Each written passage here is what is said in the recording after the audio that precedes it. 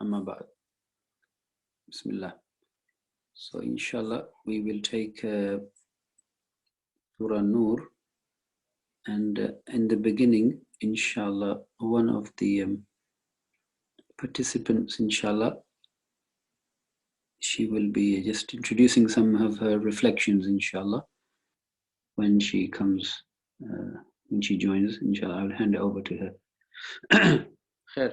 In the meantime, while we're waiting for her to join, let us recap what we have been looking at from the surahs in terms of the groupings, the surah groupings. Yeah, let's just have a look at that. So if I share the content with you, if I share the screen with you now.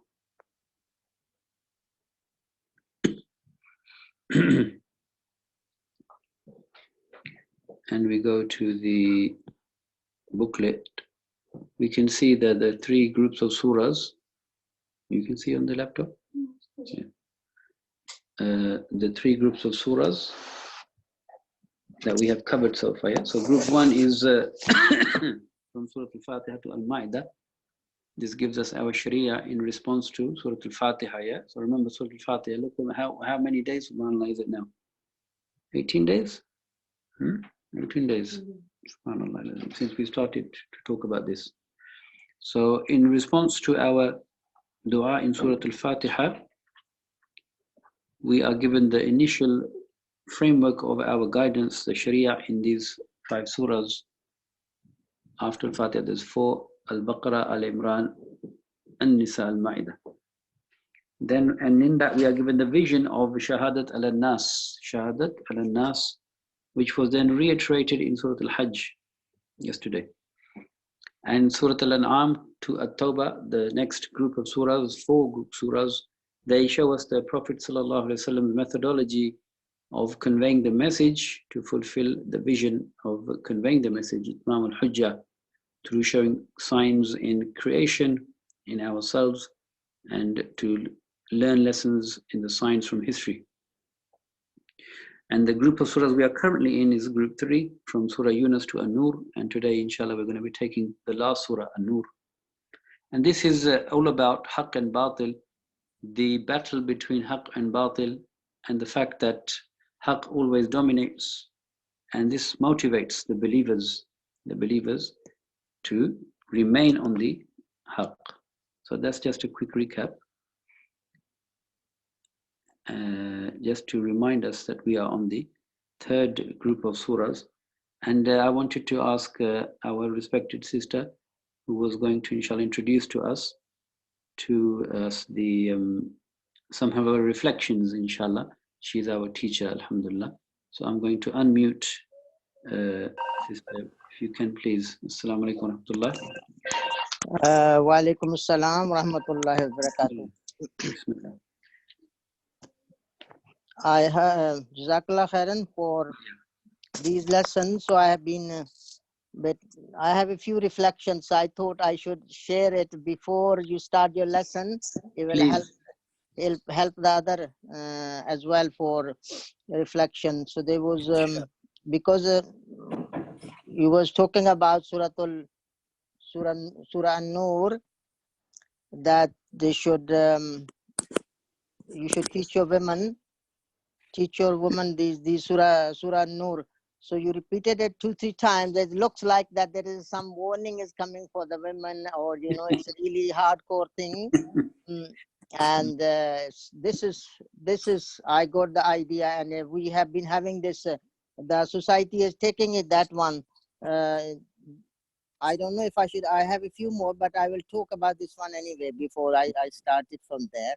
The Surah Nur and all the 3 surahs, Surah Nur and Surah Nisa, which is especially for the name of the women, and Surah Al-Ahzab. It's all. This is what I reflect on it. This is a big blessing for the women. And it came specially to raise the status of the women in the society, which we know that at that time, that how much, what sort of value the women had it. It's just like an object to use it. They can have a 50 wives or 10 wives. Whenever they want to divorce and they take a new one, whatever, whenever they take over their property, nobody was new. So Allah subhanahu wa ta'ala sent one by one, even these one by one. Surah Nisa, they say, when after Battle of Uhud, when 70 Sahaba was martyred, and there's Allah subhanahu wa ta'ala sent that's Surah Nisa to safeguard and protect the women, those widow women, their honors, and they have been so much emphasis to how to marry them respectfully, give their mahar, and looking after the property of their property and their orphan children's property. So Alhamdulillah, it's a big blessing. And this in the Surah Nur as well. And these are the even the inside the house which Allah has given the ahkam for hijab. It's honor the even in their private life in home, the honor their piety and their privacy. And it's not something like this. It's a bad thing. Or Allah subhanahu wa ta'ala has mentioned so many things. And same thing, even it said that you want to marry a poor, if you can't, as you was mentioning that the man should marry on the right age, that to eradicate the fahisha from the society. This is the big fitna nowadays in our society. So Allah subhanahu wa ta'ala has said that for very high status men of Sahaba, that you get married if you don't find any of your standard women, any poor women or slave women, and Allah will increase your risk for that one. So how much favor Allah has given to the women for that one, and we are very grateful. And it's it filled my heart that Allah has sent special these surahs to favor and to upgrade their status, which still we don't have, the women don't have in the society. They are they treat them like a equal, respectful human being in the society, inshallah. So this was about the Surah Nur, or all those surahs which come in for the women. So there is I hope that when the men will listen and you will explain, then they will have some maybe little bit different idea, inshallah. And it's about haq or batil. I've been asking you the question, say where is the picture of the ayah number, which is the ayah number 18, Surah Anbiya, I think, when it says that when the haq strikes to the batil and it breaks its head.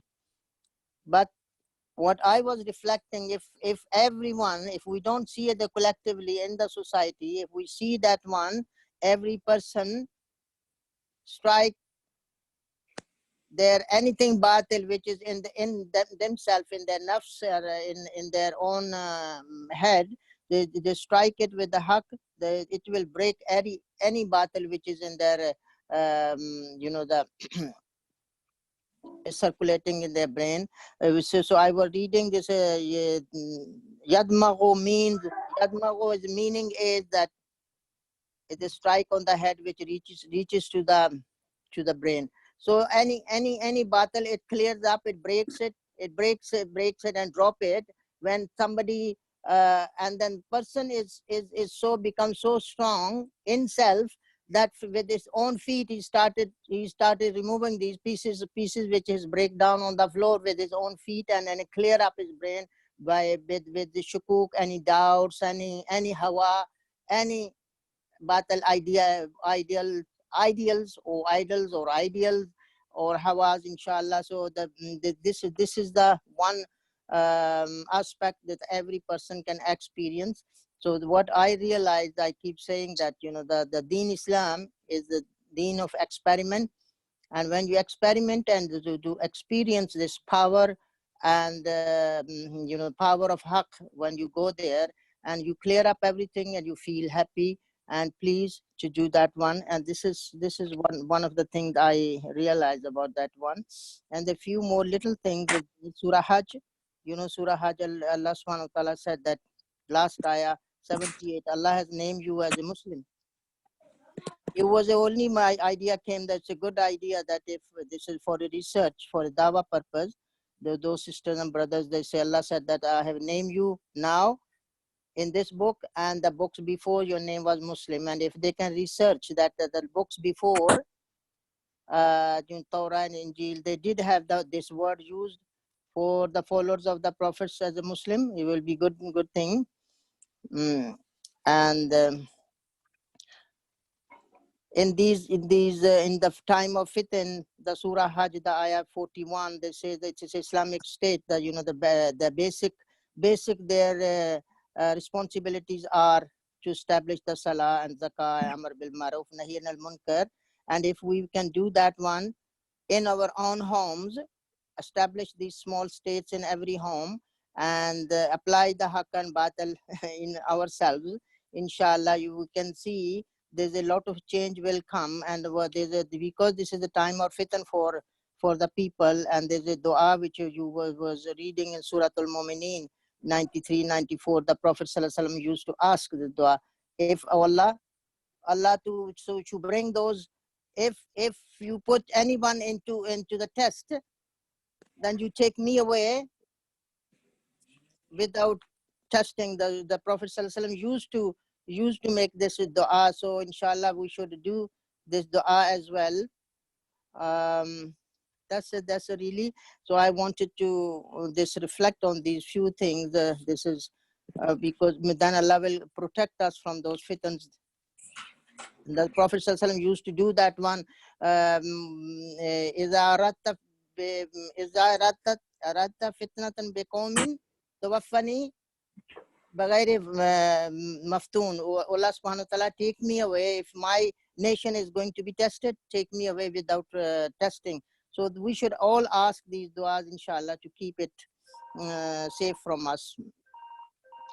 And there was only one more thing. So, these one, I don't know where I lost the connection. Was reading, perhaps there's how Allah subhanahu wa ta'ala bring the rain from the clouds, layer by layer, and each layer bring the different type of rain, ice and snow, and the hailstone.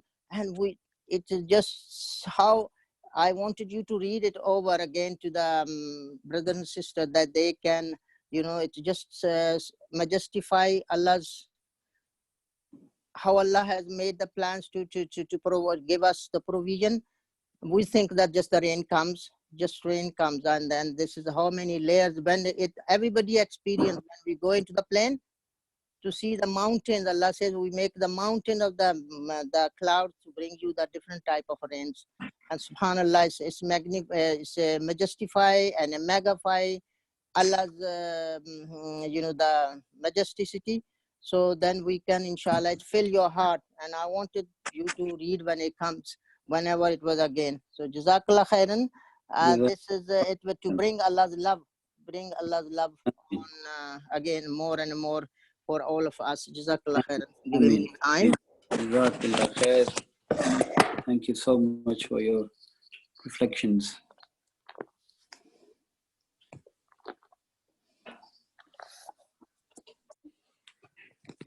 Jazakallah khair. That's very useful. Alhamdulillah.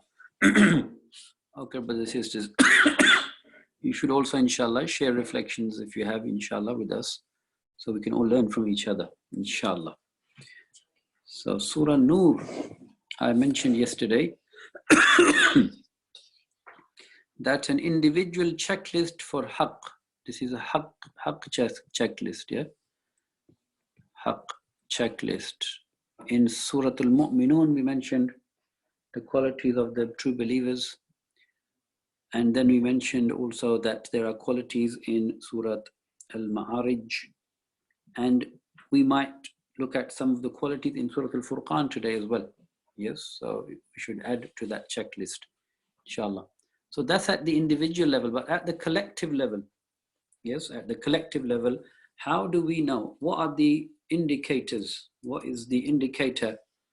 Like, you have economic indicators like GDP, yeah, about how the economy is doing as a whole, okay? Or the FTSE index on how we are financially compared to the rest of the globe. So there is an index, if you like, a haqq index. And this Haqq index is in Surah An-Nur. Surah An-Nur is an amazing surah, subhanAllah.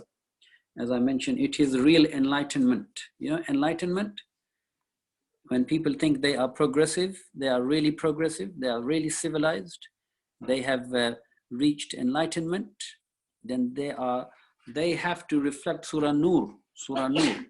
If they don't reflect Surah Nur, then these ideas, they are not the ideas of enlightenment.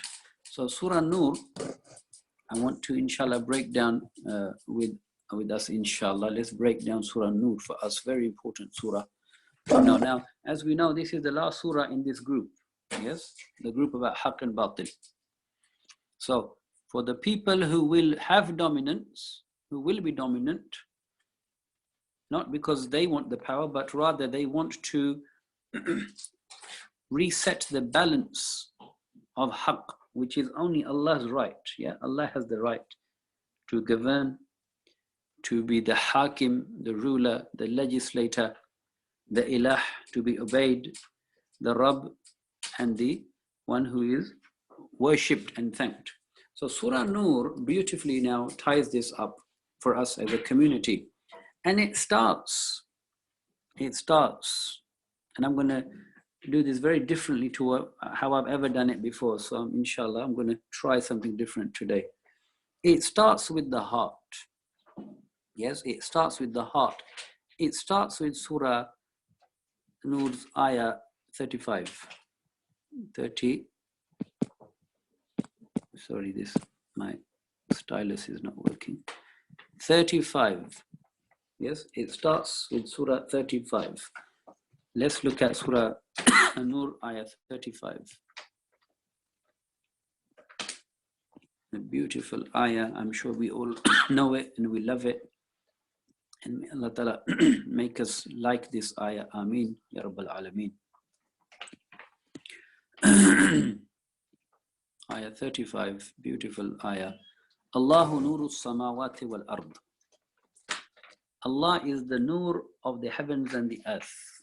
The meaning of this is that Allah, He is the light that guides everything in the heavens and the earth. Yes, and we mentioned last time in the beginning of these sessions that Allah has guided everything upon a fitrah, on some instincts. It is through these instincts and this guidance that things are in the nature that they are created. And especially the human being is created with this fitrah, this nature. So Allah nuru samawati wal ard means Allah, He is the guide, He is the guide of everything in the heavens of the earth, and the earth He guides. And then when it comes to the believer, Allah Ta'ala mentions Masalu nurihi, and what is explained by Abdullah ibn Abbas radiyallahu anhuma is Masalu nurihi, the example of his light, fi qalbil mu'min, fi qalbil mu'min, Masalu nurihi, in the heart of the believer. So the example of this light of Allah's guidance in the heart of the believer is as follows. So what are we saying? We're saying that this ayah is telling us that the heart of a believer, yes, the heart of a believer is in a niche, a mishkat, niche. I will write it and label it. Draw this, brothers and sisters, yeah? Learn this. Mishkat. You will inshallah thank Allah for this guidance that Allah has given us in the Quran. Mishkat. The light of the believer's heart is like that of a mishkat, a niche, which is the breast of the believer, yeah? This is the believer's chest or breast, yeah? Okay. Then the ayah mentions Kamishkatin fiha misbah. In it there is a misbah. A misbah is a light. Not very good drawing. Let me just try and redraw that. A flame. I want to draw a flame. A mishkat. Yes? A mishkat. A lamp. Yes? Misbah. Sorry, not mishkat. Misbah. Misbah. A light. A lamp. Okay? Now, this Al-misbahu fi zujaja. Al-misbah fi zujaja. This lamp is in a glass. A glass, zujaja. A glass container, which is the heart. Which is the heart of the believer. Just like a glass. And then Allah Ta'ala mentions Az-zujajatu ka'annaha kawkabun durriyun. It is this glass, the heart, is like a very bright, beautiful star.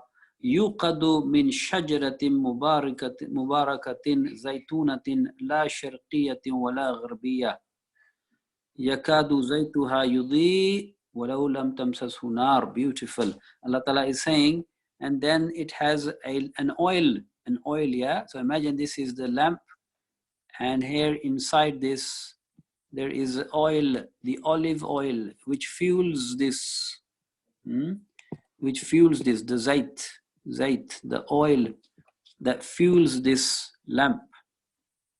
Okay, this is the fitra. This is the fitra. This lamp is the iman, potential iman in every believer's heart. In fact, in every human's heart. Okay?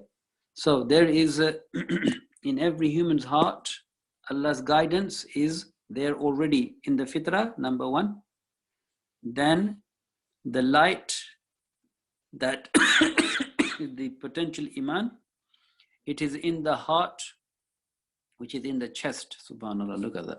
Beautiful, man. Allahu Akbar. This is the light of Allah Ta'ala's guidance. And this really, really remarkable ayah that then mentions part of the ayah. Yudi'u walau lam tamsashu nar. Yudi'u walau lam tamsashu nar. This lamp, it wants to catch fire. Yeah? Even though the flame has not even come near it. It is as if it is reaching out, looking to catch a light. It is anticipating, looking forward to. It is highly, highly, highly inflammable, if you like. Yes? You know, if you go to the petrol station and it says it's highly inflammable, turn off your mobiles, do not, make sure you don't have a cigarette, or you don't light a match, etc. Yes? This iman in the heart of every human being is highly inflammable. What does it want to catch? It wants to catch the guidance of the wahi, the guidance of the wahi that comes down. This light comes down, the wahi, the revelation comes down. Okay, it is looking for it. It is searching for it. Every human being is searching for this guidance. Subhanallah. And our teacher who spoke earlier, she also mentioned before that, not today, but before that, she mentioned the story of Brother Yusuf Chambers, who we all know, mashallah now. He's a very good da'i, alhamdulillah, of Islam. And she was telling us that he spent 10 years looking. His lamp, his light, inner light, was looking for the outer light for 10 years. Alhamdulillah, then he found it. Now, mashallah, he is a light for others. Alhamdulillah. May Allah preserve him and bless him and increase him in light. Yes? So when this light, the inner light, it meets the outer light of revelation, this becomes light upon light. Inside there is light, and it now resonates, and it meets the outer light of wahi, nurun ala nur. Nurun ala nur. Allah Ta'ala says, nurun ala nur, yahdillahu li nurihi man yasha. Allah guides to his light who he wills. Wa yadribu Allahu al-amthala lin-nas. These examples Allah has given for us. Yes, he doesn't need to know. Wallahu bi kulli shay'in alim. Allah Ta'ala, he knows the reality of our iman, but we, because these are subtle things that we don't know, Allah has given us. Look at this, beautiful, subhanallah. I could spend hours on this. Wallahi, this is so beautiful. Amazing. So Surah Nur is starting with what?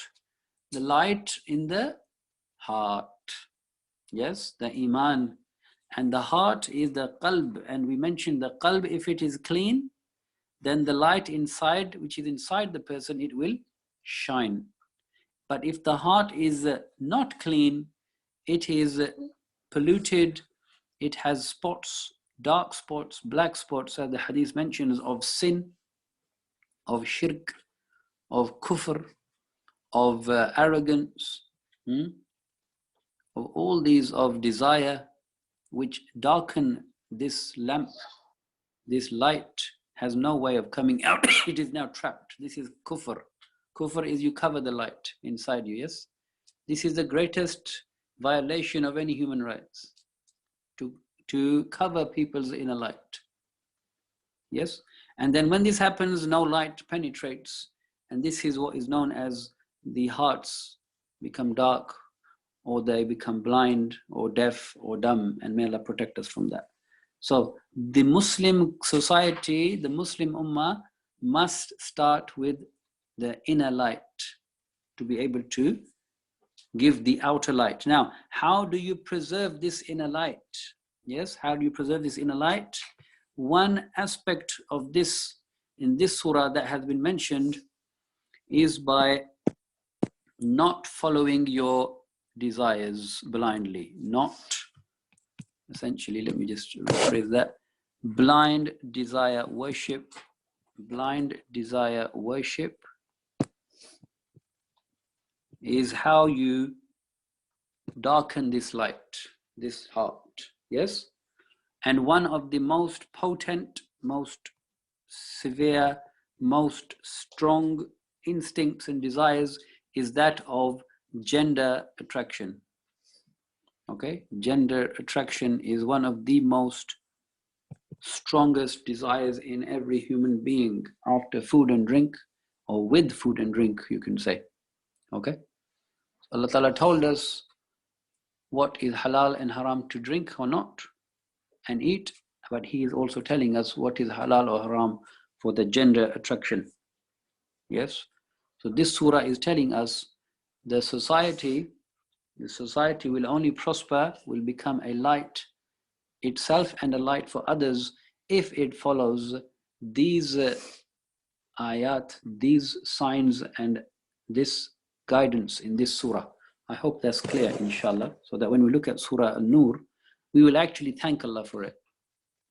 Yes, thank Allah Ta'ala for this light of guidance that He has given us in Surah Nur.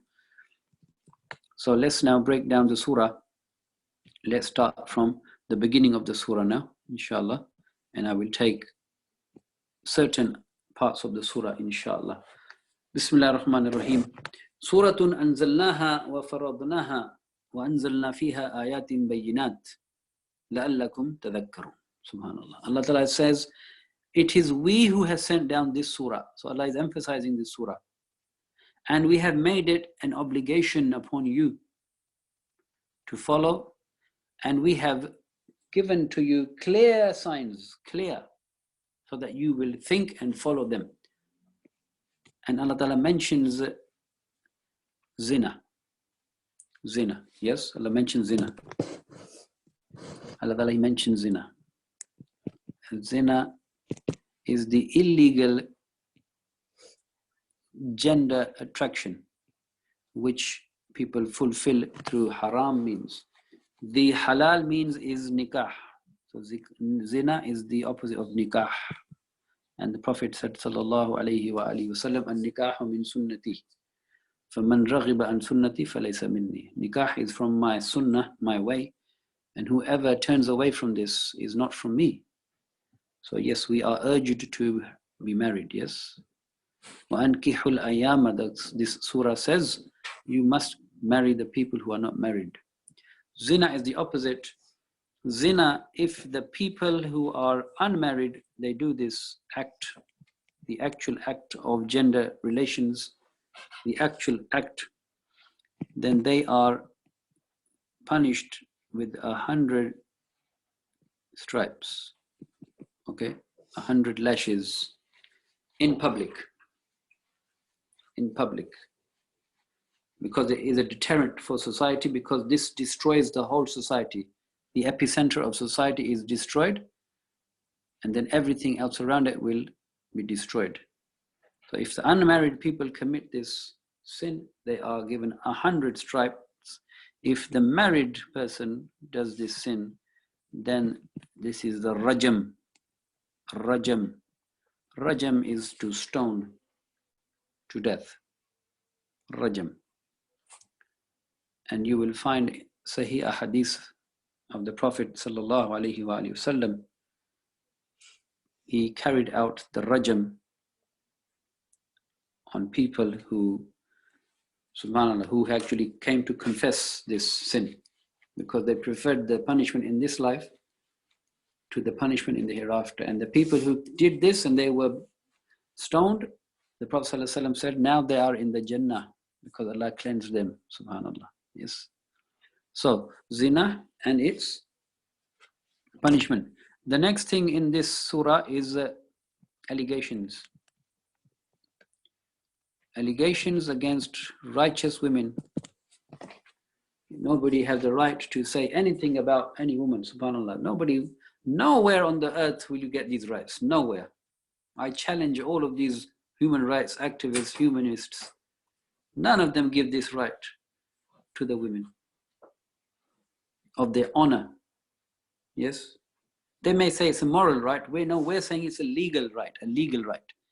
A legal right means if somebody blames a woman of indecency, then this person must bring 4 witnesses. 4 witnesses.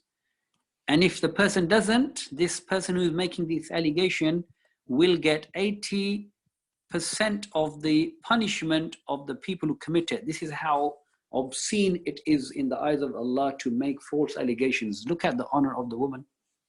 Who will give you this honor? Only Allah will give you this honor. وَلِلَّهِ الْإِزَّةِ وَلِرَسُولِهِ وَلِلْمُؤْمِنِينَ. Izzah, honor, dignity is with Allah, His Messenger, and the true believers.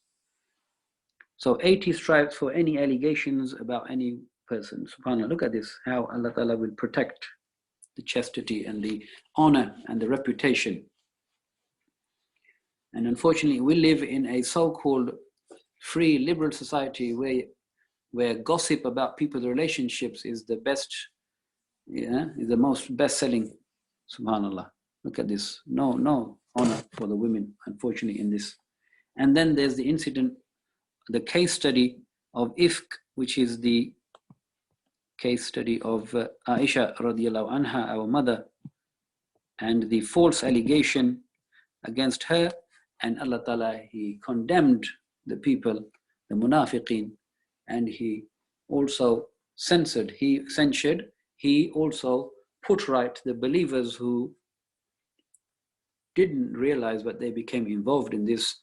And He, of course, He told us how our mother Aisha, she is absolutely innocent from this. And the people who caused this, Allah Ta'ala mentions them that they would have the most severe punishment in this life and in the hereafter. So there's a case study of this for us to learn from it and to honor our women until the last days. SubhanAllah. And then this surah mentions tayyib, pure, and tazkiyah, which is purification. Yes, tazkiyah, purification, and tayyib. So tazkiyah is the process of purifying, tayyib is the product which is purified. Okay, tazkiyah. Now, how to keep away from zina? If you remember, I drew a few lessons ago in context of Surah Al-Isra, La taqrabu zina, La taqrabu az-zina.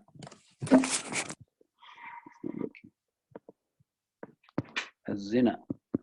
Do not go near zina. Yes, do not go near zina. So how do we keep away from zina? Yes. How do we keep away from zina? Now there is a very good document. I will try and find it for you later, inshallah. In fact, let's try and do it now, otherwise I will forget.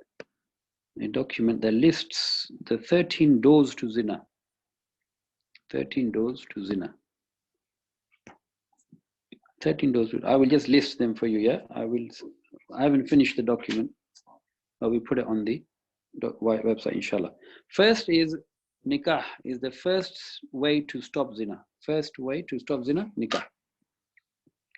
And then seek permission before coming into the houses. This is mentioned in this surah. So when you go to anybody's house, learn the etiquettes, yeah?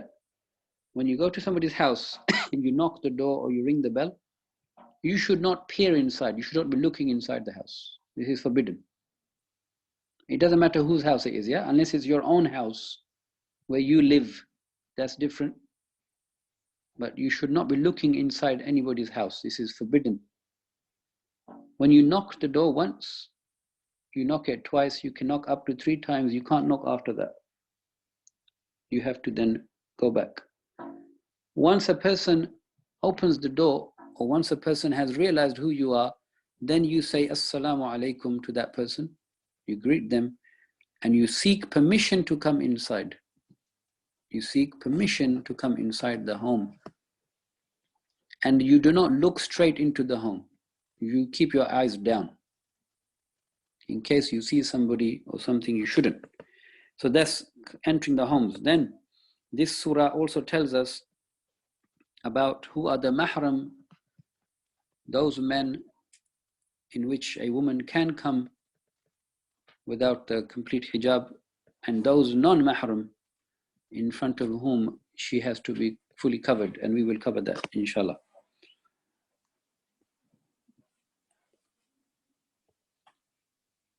And to hide one's beauty, that will be covered in that, and not to show your beauty.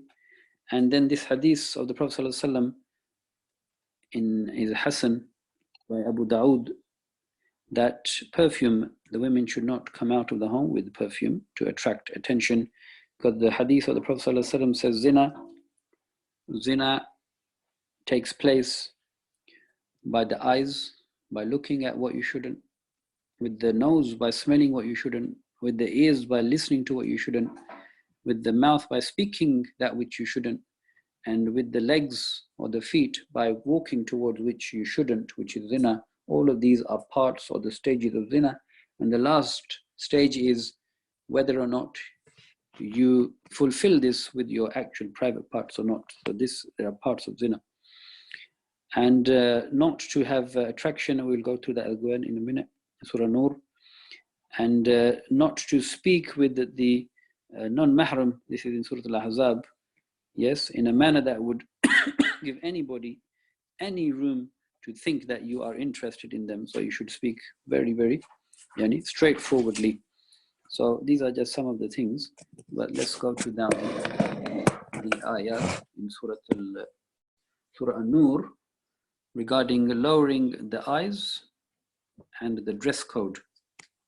The dress code of the believers we should know from Quran and Sunnah. And we should be confident, clear, and very, very strong and mashallah resolute about it, because we know the facts, yes? We would not have doubts if somebody says, oh, no, this was just a custom in the desert because it used to be so hot. People had to cover up, yeah? Just like the men have to cover up in the desert. So this is just a custom, yeah? There's no such thing as hijab. So we should know from Quran the facts. So Allah Ta'ala tells us how to stop zina. قُلْ لِلْمُؤْمِنِينَ يَغُضُّ مِنْ أَبْصَارِهِمْ وَيَحْفُظُوا فُرُوجَهُمْ. Tell the believing men, and the next ayah will tell the believing women, lower the eyes. Do not let your eyes interact with the eyes of the non-mahram men. Yes? Because the eyes are the instrument of haya, modesty. Okay? Eyes are the modesty. When you lower your eyes, this is a sign of modesty. And this is Allah Ta'ala saying, ذَلِكَ أَزْكَى لَهُمْ. I want you to make a note of this. ذَلِكَ أَزْكَى لَهُمْ. This is a purer, meaning this will pure your heart. This will purify your heart. If I want our hearts to be pure, then we have to control the eyes. This has a direct impact on the heart. direct impact on the heart, the eyes. And we know this. This is how the people, they look at each other, they get interested, then they look at each other to agree that they like each other, and that's the beginning of zina. And then Allah Ta'ala says also to the believing women to protect protect their private parts. How? Through the clothing. وَلَا يُبْدِينَ زِينَتَهُنَّ إِلَّا مَا ظَهَرَ مِنْهَا. And do not allow your beauty to be seen other than that which is self-evident. Other than that which is self-evident, meaning you can't hide in a, for example, you can't hide in a shed. You are who you are. You are attracted by men, attracted to men. But other than that, so the hijab and the jilbab and the khimar, I will explain now, yeah? Just in one go. 3 terms in the Quran about dress. One is khimar. Khimar. So learn it from Quran, inshallah. Khimar. The scarf that covers from the head, top of the head, the hair, the neck, the chest, let's check, I should write chest, chest, and your torso, your upper body, yeah? Your upper body, your top, khimar. It should cover that. The second thing is jilbab, jalabi bihinna, which is mentioned in Surah Al-Ahzab. Jalabi bihinna. Yes. So jalabib are the outer loose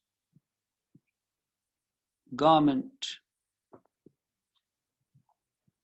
that covers you from head to toe. Head to toe. Okay. Jilbab. So you will have your inner clothing, which should be loose. The inner clothing, even for the men, they are not allowed to wear the, you know, this handiwork of shaitan, this legging. This is the most disastrous dress for any human. Absolutely from shaitan. The man shouldn't wear it. Nobody should wear it at all, ever, in any situation. So you have loose clothing inside, and then you have the outer garment that makes sure that nothing can be seen when you are in motion in public. You are in motion, you are running for the bus, you are sitting on the train, you are here, there, anywhere. You are absolutely secure. You have secured from all 360-degree angles. Nothing can be seen, nothing is apparent, nothing. Jilbab. And then there is hijab. Hijab. This is the partitioning between men and women. فَاسْأَلُهُنَّ مِنْ وَرَاءِ hijab. Yes, so the men and women, they do not, they are not makhlut. You know makhlut? Makhlut. Makhlut. Makhlut is khalt. Makhlut is khalt, mixed. They are not makhlut. They are what? They are mukhlis. Mukhlis. Mukhlis. Now what does it mean? One of the one of the meanings of the word mukhlis or ikhlas is to put something to one side. Separate something. Yes? Choose something. Select something. Separate it. Makhlut or mukhlit is to mix things up. So hijab is the barrier between men and women to keep them apart for obvious reasons. So we should know these, inshallah. So now let's look at the ayah. So do not show your beauty except that which is apparent. And the apparent, so there's 2 opinions, yeah? If you want to make a note, simple, yeah? 2 opinions. One opinion is when you go out, you can only show your face and your two hands, that's it. Okay, when you go in public. The other is you can not show your face, you have to wear niqab. True opinion, that's all. Very simple. And then Allah Ta'ala is saying, وَلْيَضْرِبْنَ بِخُمْرِهِنَّ عَلَى جُيُوبِهِنَّ. So they should cover themselves with the khimar, I mentioned that. And they can only show their beauty, which is they don't have to wear this jilbab, etc. Yes, in front of who? Obviously their husbands, their fathers, husband's father, their sons, their husband's sons, if their husband has another wife, their brothers, their real brothers, yeah, not people who they call brother, their brothers' sons, their sisters' sons, their women who they trust, and their slaves, and those male attendants who have no desire, or children. Okay, these are the mahram. Okay, these are the people that you can go in front of without the complete hijab, jilbab, khimar. Okay, this doesn't mean that the sister, she wears something that is not loose in front of, especially the males in her family. So in front of the father, there should be haya. In front of the brother, there should be haya. Okay. And then Allah Ta'ala mentioned, and let them not stamp their feet to make known what they conceal of their adornment. SubhanAllah, look at this. This is amazing. You know the jewelry that some women wear and it makes a noise? This is attractive for the men. So Allah Ta'ala is saying, don't do that. Yes, even that do not do. And in the Surah Al-Ahzab, do not make your voice seem, although you don't intend it, don't make your voice seem attractive. In fact, because there is attraction in the voice of women, Allah Ta'ala has said you have to tone it down as much as you can to avoid any attraction. So now people may argue about this, human rights and equal rights, and why don't men have to? This is all rubbish and nonsense. Yes, because we believe this is talking to the believers. Yeah, simple. If non-Muslim asks you why don't you say, look, this applies to Muslim believers who believe. Do you believe or not? Let's talk about that first. If you believe, then we'll talk about that. If you don't believe, then this doesn't apply to you. This has nothing to do with you. It's as simple as that. Okay? We don't have to justify anything to anybody. We show people the guidance, and the iman is more important than the ahkam. So we should teach them the iman first, and then inshallah the ahkam comes. So this is these are some of the points in the surah. The other aspect of the surah, which is really important, which will bring light into the heart, because as we started off, this is all about the heart. And people say ridiculous things, unfortunately, Muslims. They say, my heart is pure, but they will not dress appropriately. Yeah? No, this is not right. From this surah, this is wrong. Okay, Allah Ta'ala is telling us the real thing that will bring light into your heart is what? Obedience of the Prophet Sallallahu Alaihi Wasallam. Obey Allah and the Messenger. When Allah Ta'ala says, إِنَّمَا كَانَ قَوْلَ الْمُؤْمِنِينَ, the true believers, when they are called towards Allah and His Rasul to judge and to give them guidance in any affair, what do they say? سَمِعْنَا وَأَطَعْنَا. They say, we listen and we obey straight away. What we have to become is putty. You know what putty is? Putty? What is putty? You know putty is or not? I don't know what that means. Like slime. Putty is like slime. Putty is another word for putty. What's another word that people would understand? Play-doh. Play-doh? Okay, Play-doh. We should become Play-doh in the... Sorry, someone's speaking. We should become putty in the hands of Allah and the Messenger. We should become Play-doh. We should twist where they say twist, and where they say stand, we stand. They say sit, we sit. They say turn, we turn. That's how the believer is. Sami'na wa ta'na. This is tazkiyah. Yes, this is tazkiyah. So Allah Ta'ala is saying, these are successful people وَمَنْ يُطِعِ اللَّهَ وَرَسُولَهُ وَيَخْشَى اللَّهَ وَيَتَّقِهِ فَأُولَٰئِكَ هُمُ الْفَائِزُونَ. The people who obey Allah and the Messenger and fear Allah, and they will make sure that they keep away from His displeasure, they are the people who are successful. And this has then been mentioned again in this ayah, قُلْ أَطِيعُوا اللَّهَ وَأَطِيعُوا الرَّسُولَ. Obey Allah and the Messenger. But if they turn away, then upon them is the burden of what they have done. But if they follow you, then they will be guided, and you only have to convey the message. And then coming back to the haqq, the people of haqq, Allah Ta'ala says, when you have these qualities, where you are trying to attain purity in your daily life, in your family life, in your society, by following the instructions in this surah, وَعْدَ اللَّهُ الَّذِينَ آمَنُوا مِنْكُمْ وَعَمْلُوا الصَّالِحَاتِ. Allah Ta'ala promises the believers who act righteously, لَيَسْتَخْلِفَنَّهُمْ. He will definitely guarantee you authority on this earth. كَمَا اسْتَخْلَفَ الَّذِينَ مِنْ قَبْلِهِمْ, just as He did to those before you. And what He will give you is وَلَيُمَكِّنَنَّ. I mentioned this a few times. Yes? إِن مَكَّنَّاهُمْ فِي الْأَرْضِ, as it was mentioned in Surah Al-Hajj. He will give you stability and authority upon the earth. لَهُمْ دِينَهُمْ الَّذِي يَرْتَضَى لَهُمْ, the deen that He loves for you, the Islam. وَلَيُبَدِّلَنَّهُمْ مِنْ بَعْدِ خَوْفٍ أَمْنًا. And then He will change your situation of fear to one of peace and tranquility. You will not fear anybody but Allah. يَعْبُدُونَنِي لَا يُشْرِكُونَ بِي شَيْئًا. You will have no fear but mine, because you will worship me. You will not worship anything, any desire or anything. You will not have any fear. But whoever then disbelieves after that, then these are the transgressors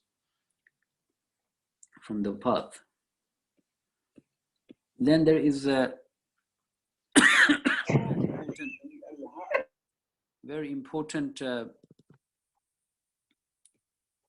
ahkam regarding the entering into the rooms of each other. Yes? Look at this detail of guidance Allah has given us. Do not enter the rooms, especially of the married couple. So your mom and dad, for example, yeah? Do not enter into their room, especially before Fajr, especially after Isha at night, meaning nighttime when they have gone to bed or before they have woken up. Do not enter their room. And it is the custom of many of the Muslims to take siesta in the afternoon after Zuhr. Do not enter their rooms they enter into their rooms without permission. Yes, because these are awrat. Awrat means times where you can relax your clothing. Okay, you can relax your clothing, but this is not for anybody else. This is only for husband and wife. Allah Ta'ala is giving us also these beautiful guidance. And then He has relaxed the rule. He has relaxed the rule of those very old women, yeah, who are very old. I'm just guessing now, yeah, guessing, okay, because different cultures, different age range. But roughly, when we say this old woman, so old woman maybe in this country nowadays, 80 plus is old, yeah, 60, 70 is not seen as old anymore. Before it was seen as old. In some cultures, because the lifespan may be only 70 years, then 60 years would be old for that culture, yeah? So those women who are now old, for them, Allah Ta'ala is saying there is some lenience in terms of they can relax their outer garments, yes, compared to the younger people. And the tragedy that we see a lot of times when we see in the bazaar, in the markets, is that you will see the mother or the grandmother in full hijab and the daughters without hijab. Yes, so the opposite, complete opposite of this, what Allah Ta'ala is saying. They have relaxed for the youngsters, while the elder people, they are still sticking to it. But still, Allah Ta'ala mentioned it is better if they stick to their outer garments as well. And the last thing in Ayah 62 is regarding this very important keyword, Amrin Jami'in. Amrin Jami'in. Amrin Jami'in means a collective affair which is in the interest of the community as a whole. Amrin Jami'in, and a meeting or an affair which is of collective importance. Allah Ta'ala is saying it is so important that when you are in this gathering, that you should not leave it without Allah Ta'ala's messenger's permission, or without the permission of the person chairing that meeting, because this is Amrin Jami'in. Amrin Jami'in shows us that the affairs of the Ummah or a community that we are serving, when we're having a meeting about that, that takes precedence. It is more important at that time than your personal affairs. Okay? We understand this? When we are in a when we are in a group, I'll give you an example. When we are doing dawah, and we have a dawah meeting, we have a meeting of brothers, or sisters have a meeting of sisters, where they are going to discuss the plan for the dawah event. Okay? And then you say to the team members that you should arrive and you come, and they all are here. Now this is Amrin Jami'in. This is a collective duty, that your obligation that you're doing for the community. Now you shouldn't make excuse halfway through the meeting, oh, I have to go because I have to buy rice. Okay, your rice is not important now. Khalas. Oh, I have to go and do this for the family. No, not now. This is not your affair, personal affair is secondary to the collective affair of the Ummah. Amrin Jami, this discipline. And Allah Ta'ala, He warns us in this ayah that the people who would try to leave, especially the Jum'ah, without the Prophet's permission, this is a quality of munafiqin, hypocrites. May Allah protect us from that. Okay? So we have to be disciplined people, inshallah. And then it mentions again the status of the Prophet sallallahu alaihi wasallam, because the love of the Prophet sallallahu alaihi wasallam, and this we will look at in detail in Surah Al-Ahzab. Yeah? If you remember, do you remember which other surah this was mentioned in? The status of the Prophet sallallahu alaihi wasallam being the one who we obey. In the first group of surahs, Surah An-Nisa. And Surah An-Nisa was about society, yes? And the key to a wholesome society is love and obedience of the Prophet sallallahu alaihi wasallam. If you love and obey Muhammad sallallahu alaihi wasallam, you will have no problem obeying anybody who says do this, because the Prophet sallallahu alaihi wasallam said. You will say, of course, Sami'na wa ta'ana. Okay? You will say straight away, you will listen and obey. And this is what will bring the hearts together, which Surah Al-Anfal mentions, that if you had spent everything that you have, you would not have been able to bring the hearts together. But Iman and following the Prophet ﷺ brings the hearts together. So this is, I think we took the whole time, but khair, inshallah, it is worth it. It is worth it that we spend time learning about this very, very important surah, and to know the facts. And it all starts, or rather I will say, we end with where we started. It is all about the heart. So may Allah Ta'ala purify our hearts, give us, protect our fitrah, Ya Allah. Iblis and the agents of Iblis are trying to dismantle, to pollute, to destroy our fitrah day and night. May Allah protect us from that. And may Allah Ta'ala give us a clean heart. Oh Allah, tahir qulubana. Allahumma tahir qulubana. Allahumma tahir qulubana min al-riya, min al-nifaq. Allah, purify, clean our hearts from any showing of any nifaq, any hypocrisy, any jealousy, anything, Ya Allah, that you are displeased with. Clean our hearts so that the light in our heart can shine and it can then resonate and it can benefit and be further guided by the light of your wahi, especially in this month of Ramadan, the month of Quran, the month of taqwa in the heart, and the month of wahi, revelation. Inshallah, may Allah make us from those people who have nurun ala nur. And we should also know the dua, because only Allah can give us the nur. Allahumma atmim lana nurana. Allahumma atmim lana nurana. Allahumma atmim lana nurana. Oh Allah, fulfill our light, complete our light, complete our light. Ya Rabbal Alameen.